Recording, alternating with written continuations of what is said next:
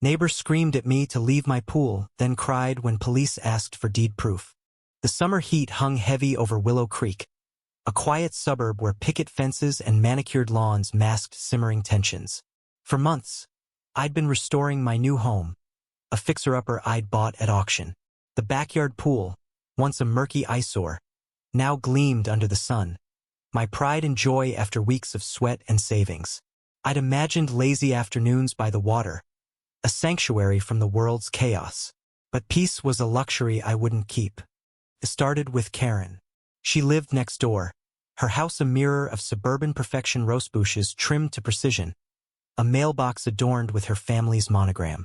From the day I moved in, her sidelong glances and curt nods told me I wasn't welcome. I was a single guy in my 30s, a newcomer in a neighborhood of established families. Maybe it was the tattoos peeking from my sleeves or the beat-up truck in my driveway. Whatever it was, Karen had decided I didn't belong. The trouble began on a sweltering July afternoon. I was lounging by the pool, music playing softly, when a shadow loomed over the fence. Karen's voice sliced through the air like a blade. "Get out of that pool. You have no right to be there." Her face was flushed, eyes wild with indignation. I blinked, stunned. "This is my property," I said, standing slowly. "I own it." "You're a liar," she screamed, her voice carrying across the street. "That pool belongs to the neighborhood. You can't just claim it." Her husband, Tom, appeared behind her, his expression uneasy but silent. Neighbors peeked from windows, drawn by the commotion. I tried to explain I'd bought the house, pool included, fair and square. The deed was in my safe. But Karen wasn't listening.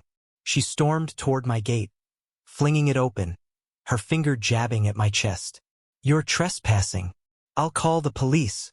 I held my ground, heart pounding. "Go ahead," I said, voice steady despite the adrenaline. "Call them." She froze, her confidence faltering for a split second before she doubled down, dialing 911 with theatrical flair.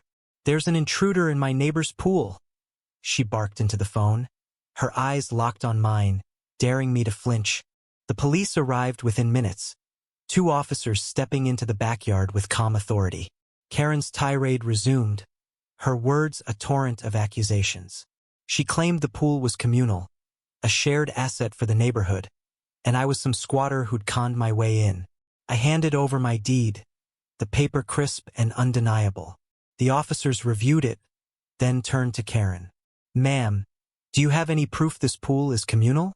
they asked. Her face crumpled. She stammered, clutching her phone like a lifeline. "It's always been ours.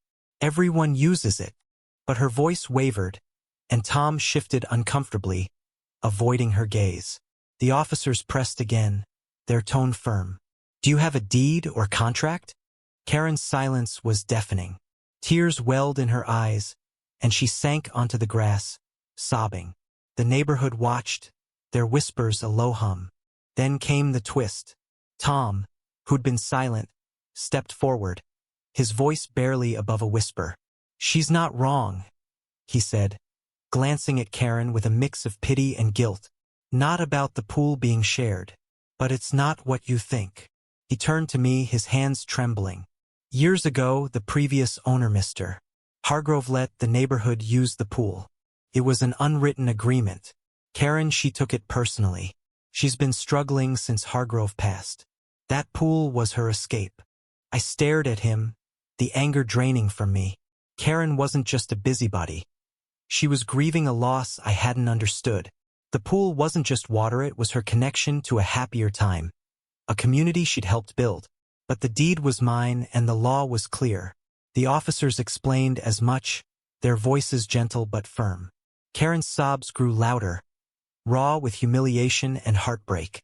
I could have pressed charges for her trespassing or harassment, but I didn't. Instead, I offered a compromise. "Karen," I said, crouching beside her, "you're welcome to use the pool. Just ask first." Her eyes met mine, red-rimmed and wary, but she nodded. It wasn't peace, not yet, but it was a start. The neighborhood hasn't been the same since. Some thanked me quietly, Others sided with Karen, whispering about outsiders changing their way of life. The pool, once a symbol of my new beginning, now feels like a battleground. I swim alone most days, the water cold despite the sun. Karen hasn't come back, though I see her watching from her window, her face a mask of pride and pain. The truth is, I won the battle but lost the war. The deed proved my right, but it didn't mend the rift.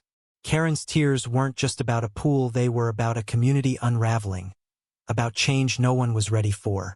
I wonder if I could have handled it differently, if understanding her sooner might have changed things. What would you do in my place? Stand your ground or share what's legally yours to heal a fractured community?